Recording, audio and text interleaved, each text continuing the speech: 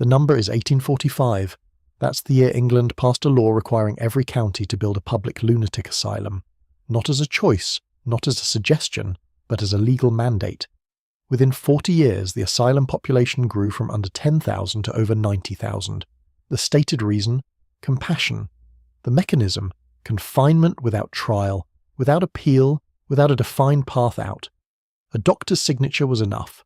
A husband's signature was enough. A magistrate who had never met you was enough.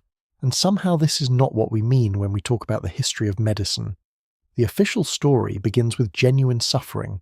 By the 1840s, reformer Dorothea Dix had visited jails and poorhouses across Massachusetts and found mentally ill people chained to walls, sleeping in unheated cellars, confined alongside criminals for no reason other than that no other institution would take them. Her 1843 memorial to the Massachusetts legislature documented, in her own words, the present state of insane persons confined within this commonwealth, in cages, closets, cellars, stalls, pens. She was not exaggerating. Her account moved legislatures. It moved Congress. It produced over the following 4 decades a wave of purpose-built public asylums across Britain and the United States. Institutions designed specifically to house, treat, and eventually return to society people who could not care for themselves. That was the stated purpose. I want to be fair to it. Dix genuinely saved people from conditions that were, by any measure, inhumane. The asylum reformers of the mid-19th century were not in the main cynics. Thomas Kirkbride, a Philadelphia physician who designed the architectural standard adopted by most American state asylums, believed that the building itself could heal, that long corridors, natural light, organized routines, and separation from the chaos of urban life would produce recovery. His 1854 treatise on the construction, organization, and general arrangements of hospitals for the insane became the blueprint for 73 institutions built across the United States. Many of them still stand. The legal architecture that enabled these institutions was built in parallel. In England, the Lunacy Act of 1845 made county asylum construction mandatory and created the Lunacy Commission, a permanent government body tasked with inspecting institutions and certifying admissions. In the United States, each state developed its own commitment statutes, but the general structure was consistent: a certificate from 1 or 2 physicians, a signature from a family member or local magistrate, and confinement could begin. There was no required hearing. There was no defined standard of evidence. There was no guaranteed right of appeal. A person could be committed in most jurisdictions within 24 hours of the initial complaint. By 1870, the United States had 74 public insane asylums, holding approximately 17,000 patients.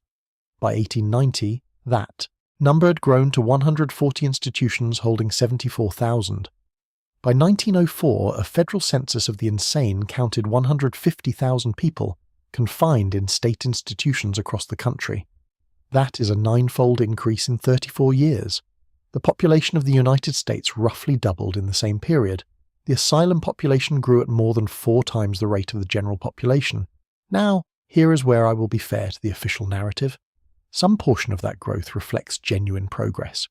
People previously held in jails or poorhouses were transferred to institutions, at least nominally designed for their care. Record-keeping improved.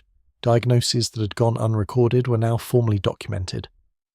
There is a real argument that the growth in committed populations reflects the growth in institutional capacity to receive people who had always existed but had never been counted. What I dispute is the diagnostic foundation. What I dispute is who was being counted. What I dispute is the silence surrounding the admission registers that still exist and what they actually record. In 1869, the American Journal of Insanity, the official publication of what is now the American Psychiatric Association, published a taxonomy of diagnoses in active use at state institutions.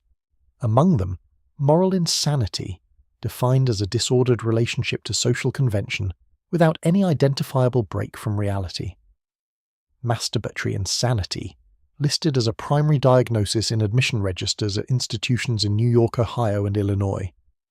Puerperal insanity, applicable to women within 6 months of childbirth, a category so broad it required no symptom other than recent delivery and a reporting family member. Nostalgia, defined as excessive grief over a lost homeland, applied disproportionately to recently arrived immigrants. These were not fringe diagnoses. They appeared in annual reports submitted to state legislatures. They were cited in budget requests. They were recorded in the official admission registers of institutions receiving public funds. And here is the question the official narrative does not answer. If the asylum system existed to provide humane care for people suffering from genuine mental illness, the chained, the hallucinating, the suicidal, the profoundly impaired, then why did it require diagnostic categories broad enough to capture a woman grieving a miscarriage, or a man born in another country who missed his village? The buildings were built for treatment. The law was written for confinement. Those are not the same thing, and the admission registers, for the institutions that still hold them, show clearly which one was actually in use. The demographic pattern in the admission registers is not subtle. A study published in 1885 by the New York State Board of Charities examined the diagnostic composition of the state's 9 public asylums and found that women outnumbered men in commitment proceedings by approximately 3 to 2, despite no evidence that women experience serious mental illness at higher rates. The disproportionate categories, puerperal mania, uterine derangement, hysterical insanity, and a catch-all listed simply as domestic trouble.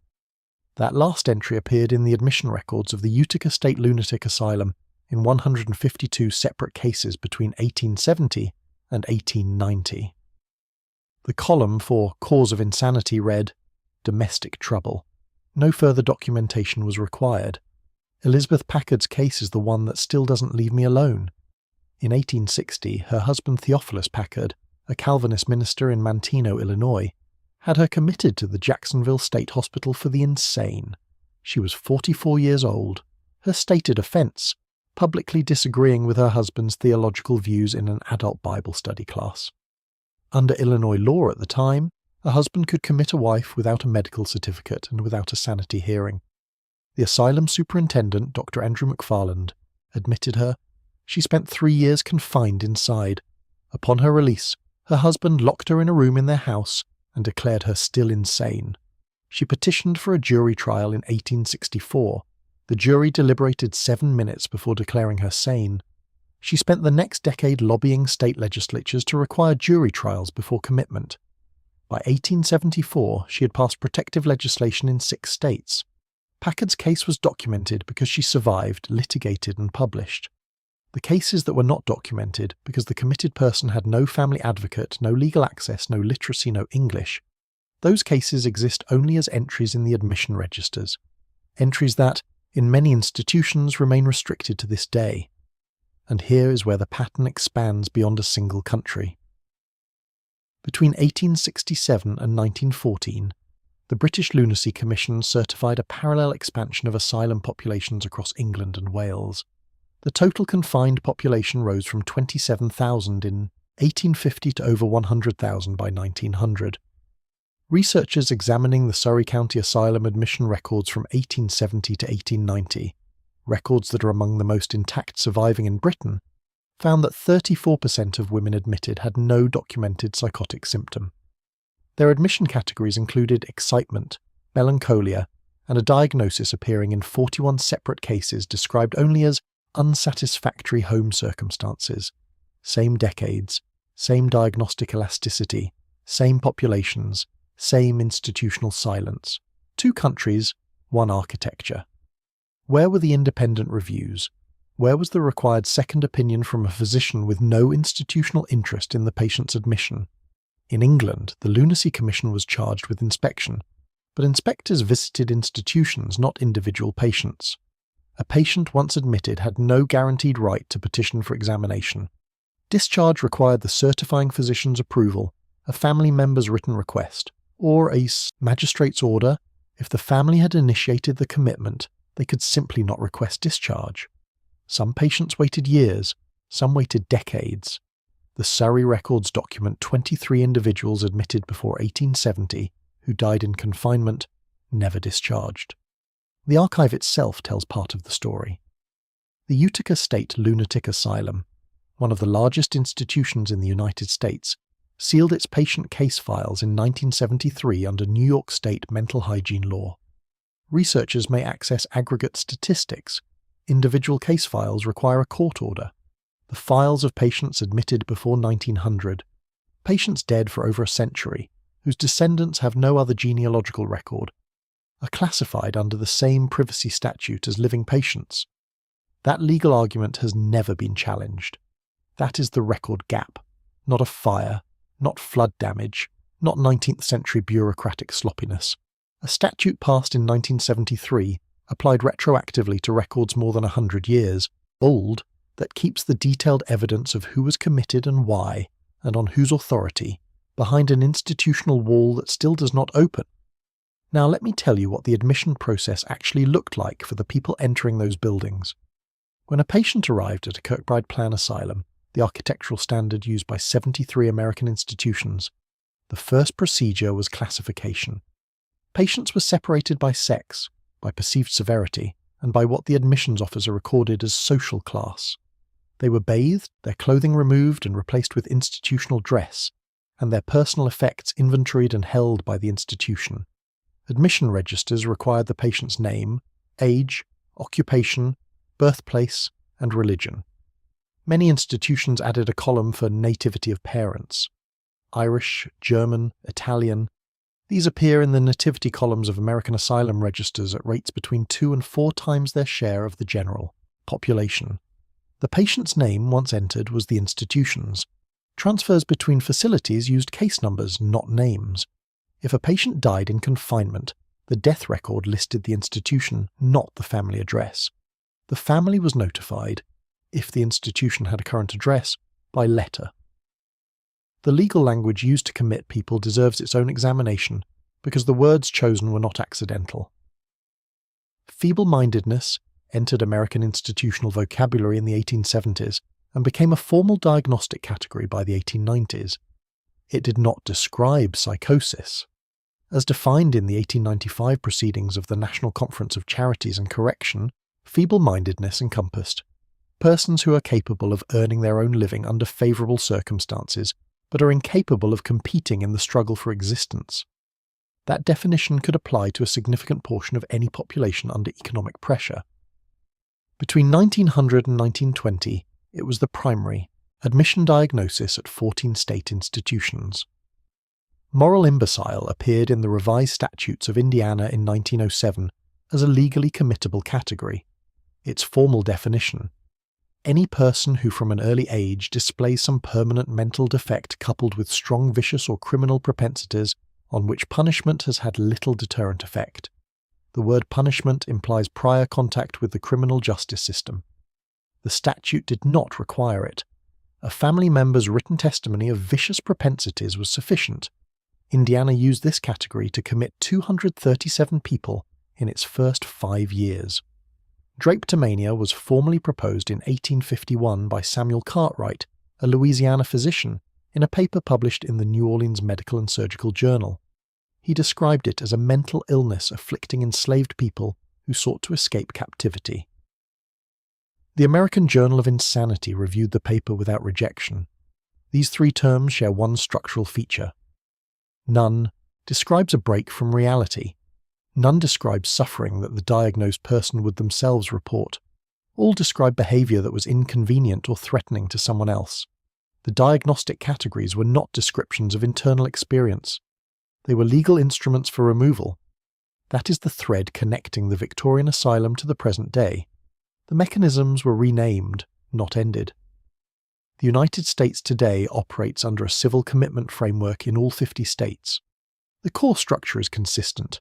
A mental health professional certifies that an individual poses a danger to themselves or others, and confinement begins without criminal charge, without jury trial, and without a defined maximum duration. The statute offered no mechanism for the patient to contest the certification before confinement began. The 1975 Supreme Court ruling in O'Connor v. Donaldson established that the state cannot confine a non-dangerous person capable of surviving safely in the community, but dangerous is assessed by the same institutions that receive per diem state funding for each occupied bed. Between 2011 and 2019, civil commitment orders in the United States increased by 47%. And here is the part I still can't fully explain. Between 1907 and 1937, 32 American states passed compulsory sterilization laws targeting people confined in state institutions. Categories subject to forced sterilization included the insane, the feeble-minded, the epileptic, and, in several statutes, the socially inadequate. By 1944, over 40,000 people had been sterilized under state authority without their consent. The Supreme Court upheld the practice in Buck v. Bell in 1927. That decision has never been overturned. The institutional records documenting individual sterilization procedures, who authorized them, which patients, which facilities, remain sealed in 8 states under the same mental hygiene privacy statutes applied to living patients. The people subjected to those procedures have been dead for 70 years. The procedures were documented, the documentation was sealed, the records remain closed. The 3-part pattern is now fully visible. Elastic definitions capable of capturing any inconvenient population. Institutional architecture that removed the captured from public view. Record suppression that prevents any full accounting from being assembled. That is not the product of individual cruelty. Individual cruelty does not require a statute. That is the product of design. There are people alive today whose grandparents entered a state asylum and never came out, whose family trees show an admission date and no discharge record, who have contacted institutions, asked for case files, and received a form letter explaining that records from that period are protected under mental hygiene law and cannot be released. Some receive no response at all. Not lost, not destroyed, protected. The word matters. The Kirkbride buildings still stand in many places. Those long corridors, those tall windows designed to let in the light that was supposed to heal. Some have been converted to condominiums. Some are listed on the National Register of Historic Places. Some are still in operation under different names with updated statutes authorizing the same confinement. The names changed. The core question that has not changed is who is being captured by the elastic definitions in use today and who holds the authority to release them. The records won't tell you. The institutions won't tell you.